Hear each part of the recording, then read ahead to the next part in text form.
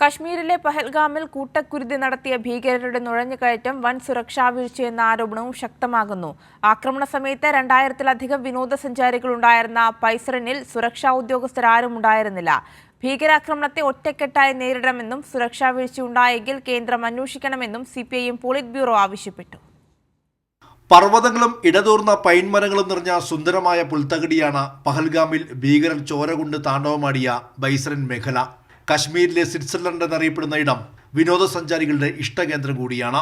ഇവിടെയാണ് ജീവിതം ആസ്വദിക്കാനെത്തിയവർക്ക് നേരെ ഭീകരർ നിറയൊഴിച്ചത്. ഭീകരാക്രമണം നടക്കുമ്പോൾ 2000-ലധികം പേർ ഉണ്ടായിരുന്ന ബൈസറിനിൽ ഒരു സുരക്ഷാ ഉദ്യോഗസ്ഥൻ പോലും ഉണ്ടായിരുന്നില്ലെന്ന് ദൃശ്യങ്ങൾ വ്യക്തമാക്കുന്നു. ടൂറിസ്റ്റുകൾക്കായി കുതിരസവാരി നടത്തുന്നവരും കച്ചവടക്കാരുമാണ് വെടിയേറ്റ് കിടന്നവരെ രക്ഷപ്പെടുത്തിയത്. സുരക്ഷാ സേനയുടെ അഭാവം തന്നെയാണ് ഭീകരർ കൃത്യത്തിനായി ബൈസറിൻ മേഖല തിരഞ്ഞെടുക്കാൻ കാരണമെന്നും സൂചനയുണ്ട്.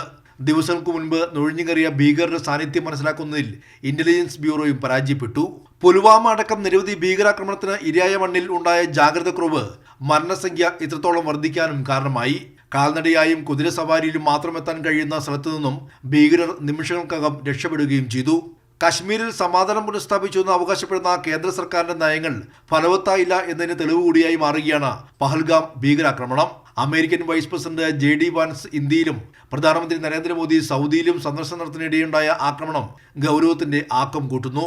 ആക്രമണത്തിന്റെ ഉത്തരവാദിത്വം ഏറ്റെടുത്ത ദി റെസിസ്റ്റന്റ് ഫ്രണ്ട് എന്ന ഭീകര സംഘടന ലഷ്കർ-ഇ-തോയ്ബയുടെ നിഴൽ സംഘടനയാണ്. കശ്മീരിന്റെ സ്വയംഭരണാവകാശം എടുത്തുകളഞ്ഞ ആർട്ടിക്കിൾ 370 റദ്ദാക്കിയതിന് പിന്നാലെ രൂപം കൊണ്ട സംഘടന നിരവധി തവണയാണ് ആക്രമണങ്ങൾ നടത്തിയത്.